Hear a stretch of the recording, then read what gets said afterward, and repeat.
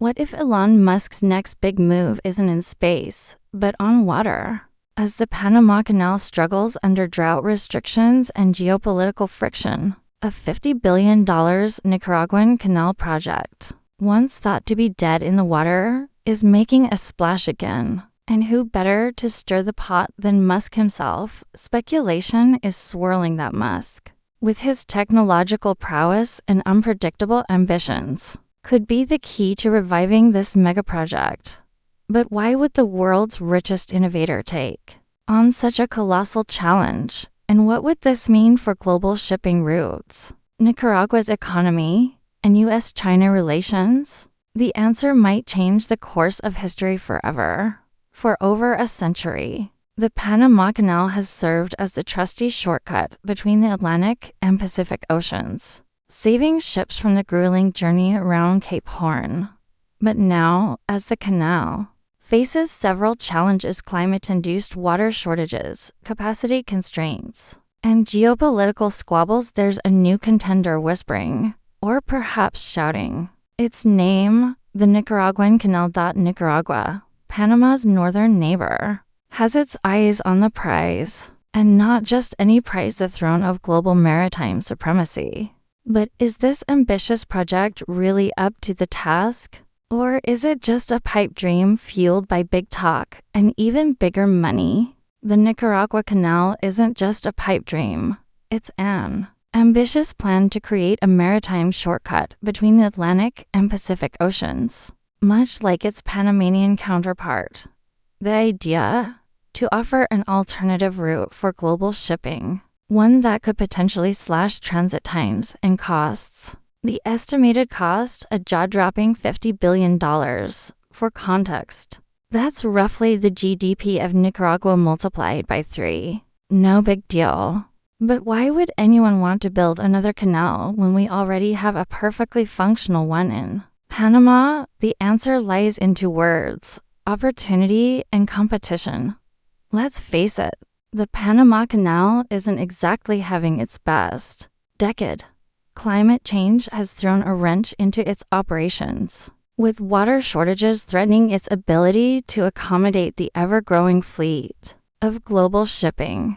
Add to that the congestion and capacity issues caused by a steady increase in demand, and you've got a canal that's starting to feel its age.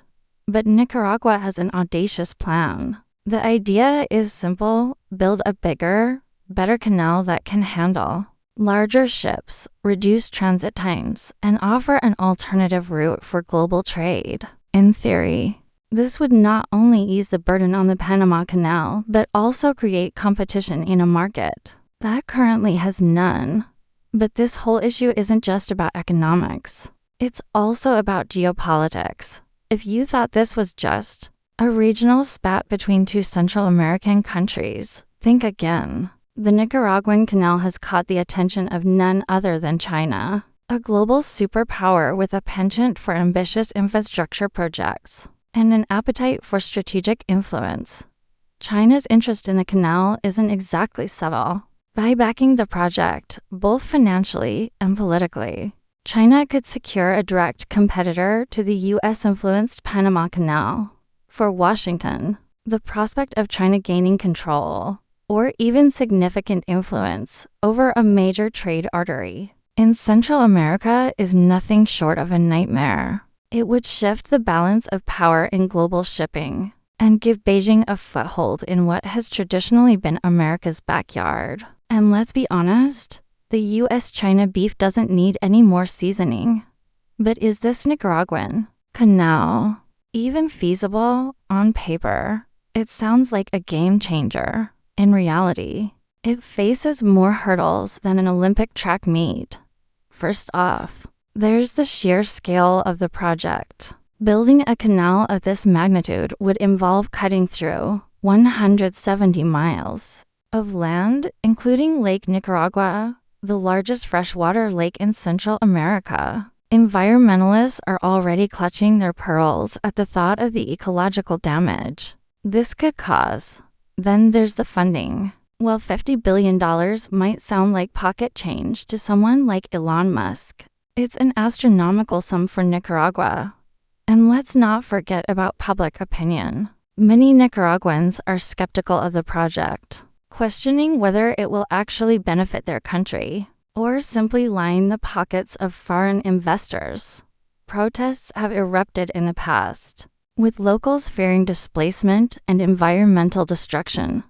Did any of these concerns make an effect? Of course, for a while. All these concerns led to delays that made some believe the project was dead in the water. But recent developments suggest otherwise. Headlines are buzzing with news that the Nicaraguan government plans to revive the canal project in 2025. After years of uncertainty, it seems this long-discussed competitor to the Panama Canal is back on the table. The question is, will it work this time? And while the idea of a new canal sounds exciting, it's hard to ignore this lingering question of demand. Would global shippers really abandon the tried-and-true Panama Canal for an untested alternative? What do you think?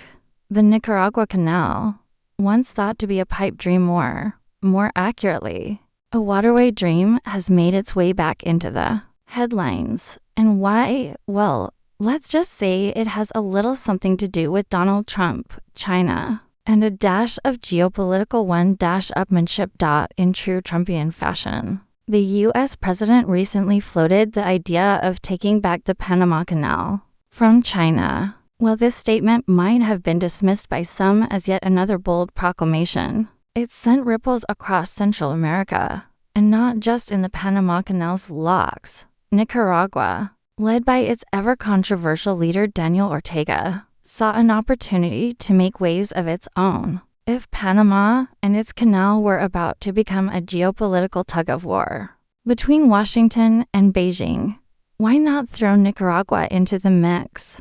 And that's exactly what he did. Ortega's government quickly got to work, tweaking Nicaragua's constitution to allow his regime to grant concessions for an interoceanic canal.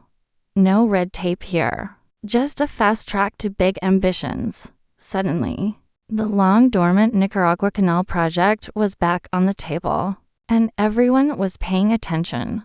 China, of course, has been eyeing Nicaragua's canal potential for years. Back in the day, a Chinese businessman even secured a concession to build it. But, like many ground plans, it fizzled out. Ortega pulled the plug on that deal in May 2024, leaving everyone wondering if the canal would ever move beyond cocktail party conversation. But now, with Trump's Panama musings threatening to upend the status quo, Beijing might just be ready to rekindle its interest in Nicaragua's watery ambitions. After all, if Washington wants to flex its muscles in Panama, wouldn't China love to counter with its own shiny new canal project just a few hundred miles away? So what exactly will this revived Nicaragua canal look like? Well, Ortega and his team have been busy reimagining the route, and it's mind-blowing. Forget Lake Cosabolca, the largest lake in Nicaragua.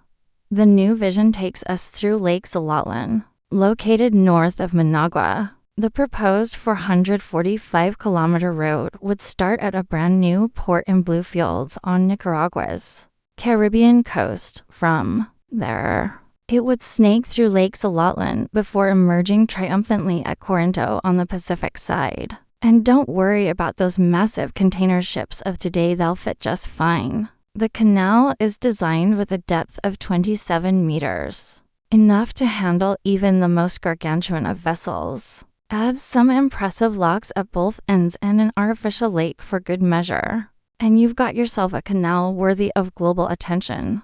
But this isn't going to be cheap. Oscar Mujica, Nicaragua's Minister of Transportation, and apparently its Minister of Optimism, estimates the cost at a whopping $64.5 billion. Mujica insists that this formidable investment will pay off handsomely, calling the project both viable and profitable. Bold words for a country whose GDP is less than half that amount. Of course, all this talk of canals begs the question, how did we even get here? Was it really just one offhand Trump comment? that sparked this renewed interest in Nicaragua's waterway dreams? Well, yes and no. The rivalry between the Panama Canal and any potential Nicaraguan counterpart isn't exactly new. The idea of building an interoceanic canal through Nicaragua has been floating around since the 19th century, but Panama beat them to the punch with its US-built marvel, leaving Nicaragua's dreams high and dry well. Until now, Trump's comments may have been the catalyst for this latest revival. But let's not forget that geopolitics is rarely about one man's tweets. This is about much bigger forces: China's Belt and Road Initiative, US-China tensions, and Central America's desire to cash in on its strategic location. The Panama Canal has been slicing through the isthmus since 1914. This aquatic shortcut has long been the darling of global trade, ferrying over 1 billion tons of goods annually and saving ships from the awkward tango around Cape Horn. But lately, this marvel has found itself in murky waters, and not just because of rising sea levels. The canal, once a symbol of international cooperation and ingenuity, is now at the center of a geopolitical soap opera featuring China, the United States, Central America, and a cast of diplomatic finger-pointers.